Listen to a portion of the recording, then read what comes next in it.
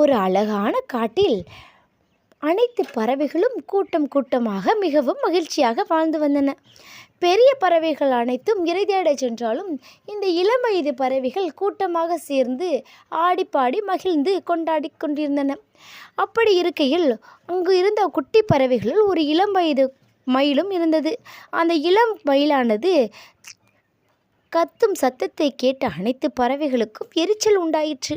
இதனால் அனைத்து பறவைகளும் சேர்ந்து அந்த இளமயிலை மிகவும் கிண்டல் செய்யன.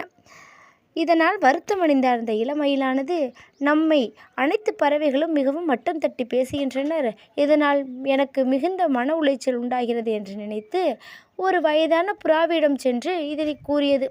இதனை கேட்ட அந்த புறாவிற்கு சிரிப்புத்தான் வந்தது. சின்ன பறவைகளின் சண்டையை நினைத்து அது சிரித்து கொண்டது. ஆனால் அந்த மயிலுக்கு தன்னம்பிக்கை வர வேண்டும் என்று நினைத்தது அந்த புறா. அதனால் அழகான குரல் வைத்திருந்த குயிலை பற்றி அந்த மயிலிடம் கூறியது. குட்டி மயிலே, நீ என்றாவது குயில் பாட்டு கேட்டிருக்கிறாயா என்று கேட்டது. அதற்கு அந்த குட்டி மயில், ஆமாம், நான் கேட்டுள்ளேன். குயில் ரொம்ப அழகாக பாடும், அதனுடைய குரல் ரொம்ப அழகாக இருக்கும் என்று கூறியது. இதனை கேட்ட அந்த புறாவானது அந்த குட்டி மயிலை குயிலிடம் கூட்டி சென்றது. அந்த அழகாக பாடும் குயிலே, உனக்கு வாழ்க்கையில் ஏதாவது வருத்தம் உண்டா என்று கேட்டது.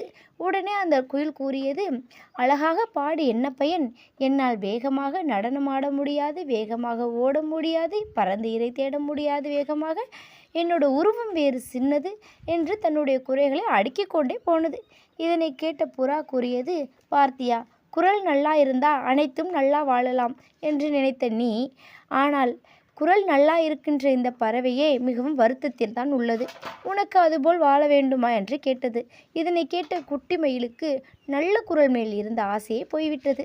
அப்பொழுதுதான் குயிலிடம் சென்று அந்த புறா கேட்டது, குயிலே, உனக்கு எந்த பறவை போல் இருக்க வேண்டும் என்ற ஆசை என கேட்டது. அதற்கு அந்த குயில் கூறியது, எனக்கு மயில் போல் மாற வேண்டும் என்று தான் ஆசை என கூறியது. இதனை கேட்ட குட்டி மயில், ஏன் அந்த குயில் என்னை போல் மாற வேண்டும் என்று கேட்டது? எனக்கு தான் நல்ல குரல் இல்லையே என்று கூறியது. அதற்கு அந்த புறா கூறியது, உனக்கு குறை என்று நினைக்கிறது இன்னொரு பறவைக்கு இருக்கின்றது போல மற்ற பறவைகளுக்கு இருக்காத நல்ல விஷயங்கள் உனக்கு இருக்கு. நீ குட்டியாக இருப்பதனால் உனக்கு தோகை இன்னும் வளரவில்லை. நீ பெரியவனாக வளர்ந்ததும் உனக்கு மிக அழகான தோகை வளரும். எல்லா பறவைகளும் உன்னோட அழகை பார்த்து கொண்டாடுவார்கள். அதனால் இன்று நீ இருக்கின்ற நிலைமையை பார்த்து கிண்டல் செய்கின்றவர்களை விட்டுவிட்டு நல்ல மனதோடு நல்ல தன்னம்பிக்கையோடு வளர வேண்டும் என்று கூறியது. பெரிய பறவையின் புறாவின் அறிவுரையை கேட்ட குட்டிமயில் மனது தைரியத்தோடு தன்னம்பிக்கையோடு அன்று முதல் வாழ ஆரம்பித்தது. This video is sponsored by BuyMote e-shopping app. BuyMote e-shopping app is one of the online shopping app. This app is available on Play Store.